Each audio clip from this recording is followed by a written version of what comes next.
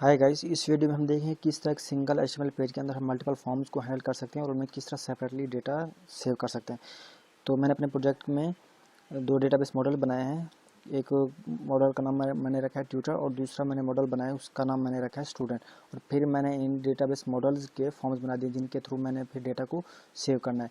तो ट्यूटर के मॉडल के लिए मैंने ट्यूटर फॉर्म बनाया है और स्टूडेंट के मॉडल के लिए मैंने स्टूडेंट फॉर्म बनाया है। और फिर मैंने अपने व्यूज़ के अंदर एक इंडेक्स के नाम से एक फंक्शन बनाया जिसमें मैंने सबसे पहले क्या किया, अपने फॉर्म्स को अपने HTML के पेज के अंदर डिस्प्ले करा दिया। तो मैंने ट्यूटर के फॉर्म के लिए ट्यूटर का नाम रखा है वेरिएबल और उस स्टूडेंट के फॉर्म के लिए मैंने स्टूडेंट का वेरिएबल रखा है।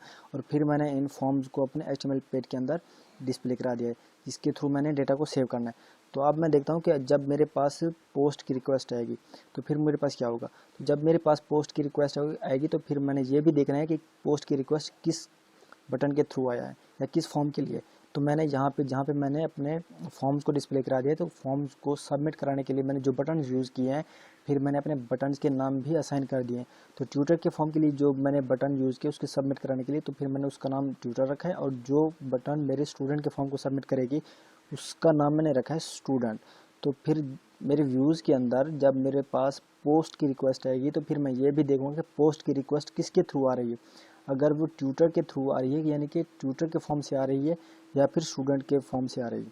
तो जब मेरे पास ट्यूटर के फॉर्म से उसके बटन से रिक्वेस्ट आएगी तो फिर वो टारगेट करेगा ट्यूटर के फॉर्म को और उसके अंदर जो भी डेटा आएगा तो फिर वो उस डेटा को सेव कर देगा और आफ्टर सेव मेरे पास वो एक HTTP रिस्पॉन्स प्रोवाइड कर देगा कि जो भी डेटा मेरे फॉर्म के अंदर है वो सक्सेसफुली सेव हो गया।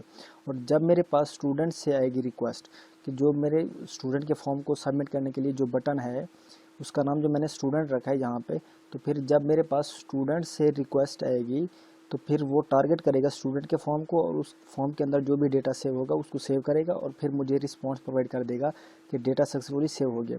तो मैं अपने पेज को रिलोड करता हूँ और सबसे पहले मैं ट्यूटर के फॉर्म में डेटा इंसर्ट करता हूँ। तो मैं इसका नाम रखता हूँ ट्यूटर ए और जैसे ही मैं सेव ट्यूटर के बटन पर क्लिक करता हूँ तो ये मुझे रिस्पॉन्स प्रोवाइड कर देगा ट्यूटर सक्सेसफुली सेव्ड। तो मतलब कि मेरा डेटा जो है मेरे डेटाबेस में सेव हो गया है। और जब मैं स्टूडेंट के फॉर्म में डेटा इंसर्ट करता हूँ स्टूडेंट ए और सेव बटन पर क्लिक करता हूँ तो इसने मुझे HTTP रिस्पॉन्स प्रोवाइड कर दिया कि स्टूडेंट ए सक्सेसफुली सेव्ड। मतलब कि मेरा जो डेटा फॉर्म में था वो मेरे डेटाबेस में सक्सेसफुली सेव हो गया है। तो इस तरह हम मल्टीपल फॉर्म्स को एक सिंगल HTML पेज के अंदर यूज़ कर सकते हैं और फिर उनके अंदर हम डेटा को सेव कर सकते हैं। तो यहाँ पे मैंने HTTP रिस्पॉन्स यहाँ पे डिस्प्ले करा दिया। तो इसका मतलब ये है कि उसके बाद हम अपने अकॉर्डिंग टू आवर नीड हम इसमें स्टेटमेंट्स लिख सकते हैं कि जब भी हमारा डेटा सेव हो तो उसके बाद हमारे पास क्या फंक्शनलिटी परफॉर्म हो। लेकिन जैसे यहाँ पे एज सिंपल मैंने एक HTTP रिस्पॉन्स डिस्प्ले करा दिया है कि मेरा डेटा जो है वो सेव हो गया। तो बताने का मकसद ये कि जस्ट हमें कि किस तरह हम एक सिंगल HTML पेज के अंदर मल्टीपल फॉर्म्स को हैंडल कर सकते हैं और उनमें किस तरह डेटा को सेव कर सकते हैं।